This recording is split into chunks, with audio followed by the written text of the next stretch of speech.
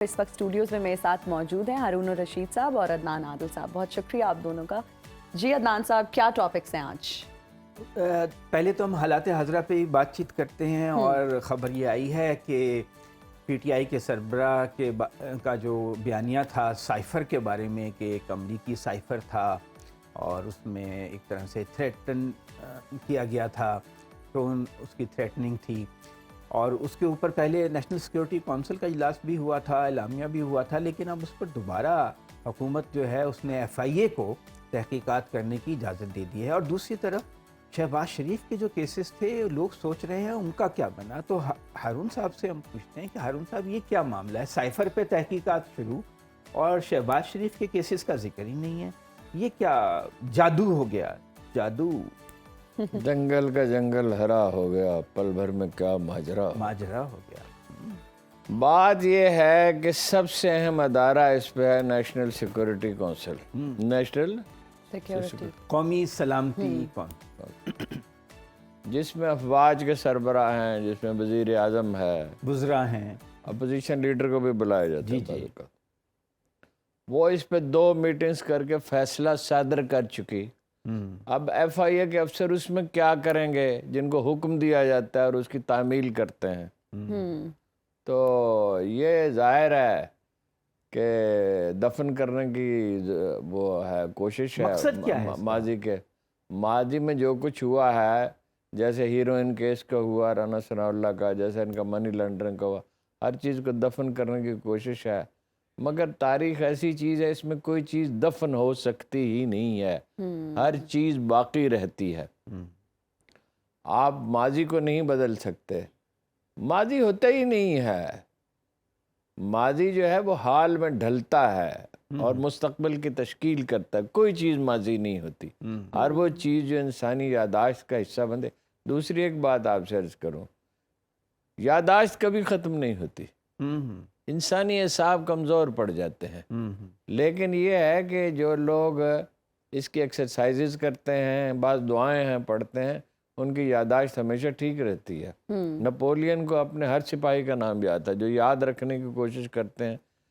हम एक भूल जाने वाली कौम है। सियासतदान समझते हैं अवाम की याददाश्त बड़ी कमज़ोर होती है। वो कुछ भी नहीं। साइफ़र में जो के बारे में जो फैसला तारीख को सादर करना था वो कर चुकी, उसे बदला नहीं जा सकता। उस बयानिए को काउंटर करना चाहते हैं। ये खुद ज़ाहिर है, ये अवाम को अहमक समझते हैं। तो वो ये नहीं, सेक्रेटरी खारजा असद मजीद ने भी बयान दिया था, उसमें जाकर सेक्रेटरी खारजा ने बयान दिया, खुद अफवाज के सारे सरबराह मौजूद थे, वज़ीर आज़म मौजूद था, उसकी तस्दीक कर दी। इसके बाद अब क्या बाकी बचा उसमें? लेकिन शहबाज शरीफ के केसेस का क्या बना? शहबाज शरीफ साहब के केसेस का वही बना जो पाकिस्तान में अक्सर केसेस का बनता है। देखिए ना, मैं कई दफ़ा अर्ज कर चुका हूँ, गवाह मौजूद थे, वादा मुआफ़ गवाह मौजूद थे, दस्तावेजी शहादतें मौजूद थीं, 100 गवाहों की फहरिस्त मौजूद थी।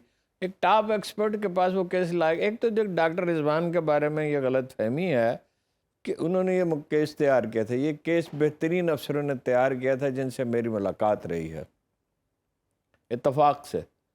तो वो डॉक्टर रिजवान लिखते बहुत अच्छा थे। ये नहीं, जैसे ये बाद ममालिक में रवाज है, मसलन वेस्ट इंडीज़ में यह है कि एक वकील केस तैयार करेगा, एक पेश करेगा, यानी प्रेजेंटेशन जो बेहतर कर सकता है, चैम्बर प्रैक्टिस कहते हैं उसे। तो वो जो है डॉक्टर रिजवान लिखते बहुत अच्छा थे। अब डॉक्टर रिजवान के पुरस्कार हालात में उनका इंतकाल हुआ, मुश्ताक चीनी वाले का पुरस्कार हालात में इंतकाल हुआ। उसमें तो जो रकम है वो उन लोगों के ज़रिए आई है बैरून मुल्क से, जो कभी बैरून मुल्क गए ही नहीं। और वो एक बेचारा चपरासी जो है, वो उसके अरबों रुपए उसके पास कहाँ से आ गए? 16 अरब। इसी तरह जरदारी साहब का केस है, गोलगप्पे वाला है, कोई गन्ने का रस बेचने वाला है, कोई पापड़ बेचने वाला है, कोई दही भल्ले वाला है। वो केस कहाँ गए? सब हवा में उड़ गए। और लोग अपना जब फैसला सादर करने का वक्त आएगा तो लोग अपना फैसला सादर करेंगे। शहनशाह ईरान के बारे में सारी दुनिया हमें बताती थी कि वो कभी जा सकते ही नहीं, इसका सवाल ही पैदा नहीं होता। एक साहब थे, वो मुस्तफ़ा उनका नाम था, यानी ब्लैक मुस्लिम। मुझे तो ब्लैक कहते हुए बुरा लगता है, لیکن بہرحال وہ ایک بہت خوبصورت 6 فٹ 2 انچ کا آدمی تھا جس نے 80,000 آدمیوں کو مسلمان کیا تھا.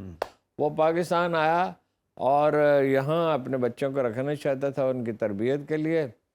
بعد میں اس نے فیصلہ بدل دیا. میں اس کا انٹرویو کرنے کے لیے گیا, میری اس کی دوستی ہو گئی.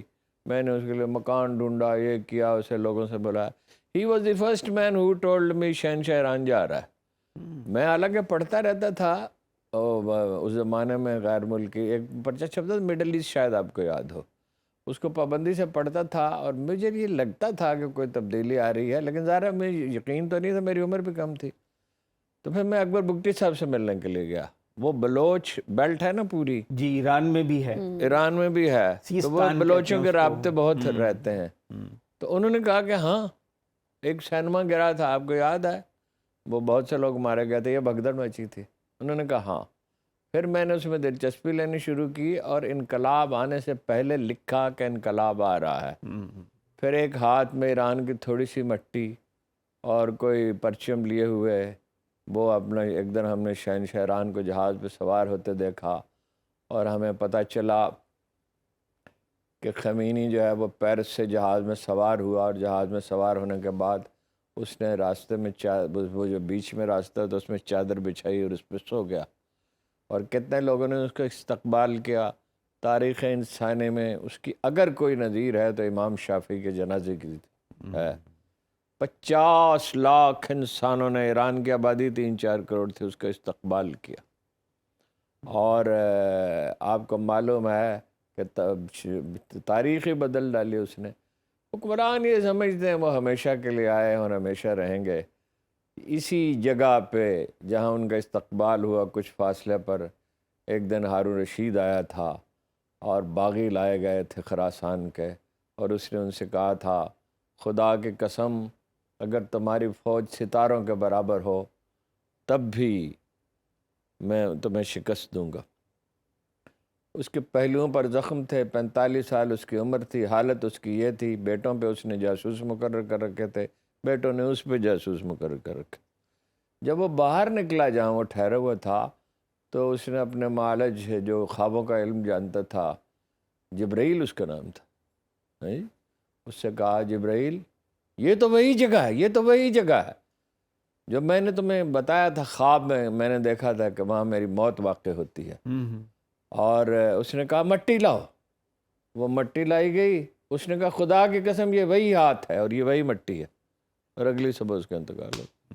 بادشاہ آپ کو پتا ہارون رشید کی قبر ہی نہیں ہے, نامعلوم سی, ایسے ہی گمنام سی ہے, نہیں, اس کو زمین حسرت زمین کے برابر کر دیا. اچھا. اور عربوں میں اتنی اہمیت نہیں ہے کہ اس کو لے جائیں, اس کی ہڈیاں جا کے عراق میں دفن کریں.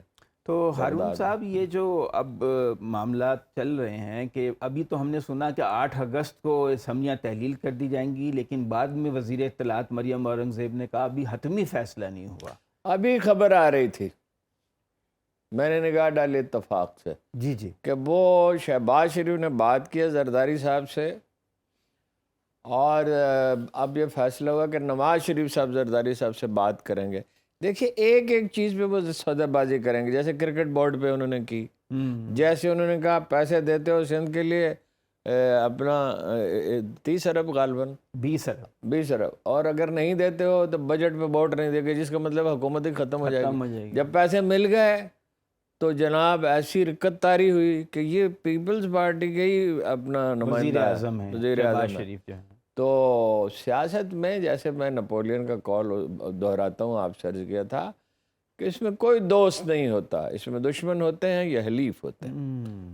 اور مخلوط حکومتوں کا جو حال ہوتا ہے وہ آخر ہونا ہے, ساجے کی ہنڈیا بیچ چرائے کے پھوٹتی ہے. لیکن کل ملاقات ہوئی آصف زرداری اور بلاول کی وزیر اعظم شہباز شریف سے, کچھ نگران معاملات طے ہو رہے ہیں, نہیں ہو سکے نا, اسی لیے نواز شریف صاحب رابطہ کریں گے.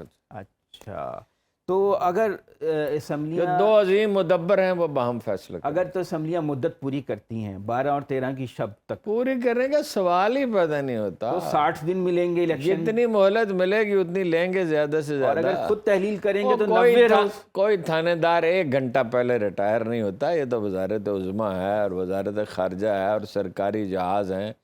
آپ نے کبھی کسی سرکاری جہاز میں سفر کیا ہے وزیر اعظم وغیرہ کا؟ میں نے اتفاق سے ایک دفعہ کیا. آپ کو اندازہ ہی نہیں ہو سکتا کیا کیفیت ہے. میں آپ کو بتاؤں اقتدار کا نشہ کیا ہوتا ہے. عمران خان کا ایک MP تھا 2002 کی پارٹی میں کرک میں, اور وہ ظاہر ہے کہ متحدہ مجلس عمل کی حکومت تھی تو وہ اس کے ساتھ شامل تھا. تو کون تھا عمران خان کے ساتھ؟ کوئی بھی نہیں تھا سوائے میرے. یہ عارف علوی اور یہ فلانے اور اب باقی تو بھاگے گئے ہیں. کوئی بھی نہیں ان میں سے آتا تھا. مجھے کو فون کرتا تھا وہ, جانا ہے ادھر جا رہے ہیں, کرک جانا ہے, فلانی جگہ جانا ہے, ہاں چلتے ہیں. میں بھی فارغ تھا, کالم لکھا سویرے, اس کے بعد فارغ ہی ہیں. اور کیا کالم تو کہیں بھی لکھ دیا. تو ہم جناب وہ جو خیر آباد کا پل, ایٹک کا پل, وہاں تک گئے اور گپ شپ کرتے گئے. پلیزنٹ بہت ہے وہ گپ شپ میں, بڑا پلیزنٹ.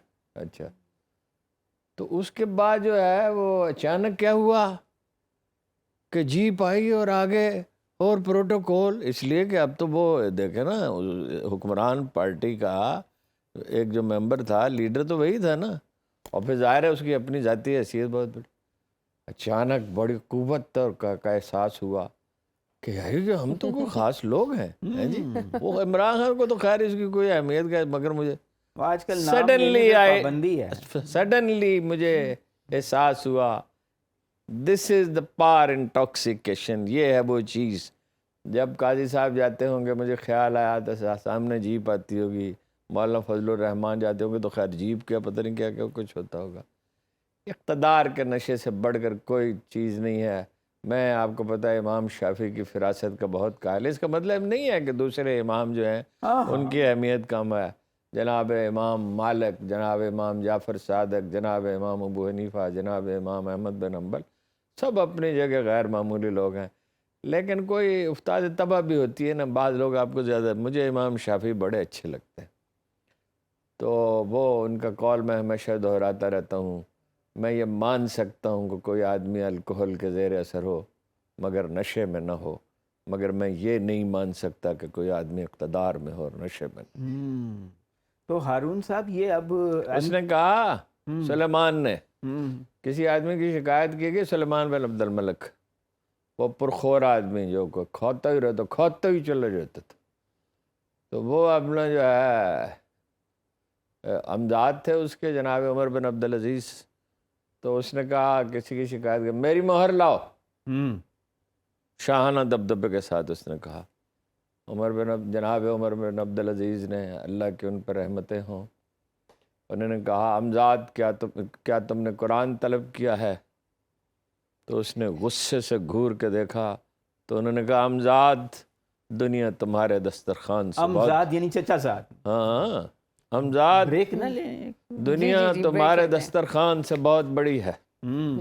اور اس پہ سختہ طاری ہو گیا. مرو بہت تھا ان سے. عمر بن عبدالعزیز تھے, کوئی معمولی آدمی تھوڑی تھے. اگر آپ غیر جانبدار اور بے لاگ تجزیوں اور تبصروں میں دلچسپی رکھتے ہیں تو ابھی سنو نیوز کا YouTube چینل سبسکرائب کریں اور بیل آئیکن پر کلک کریں.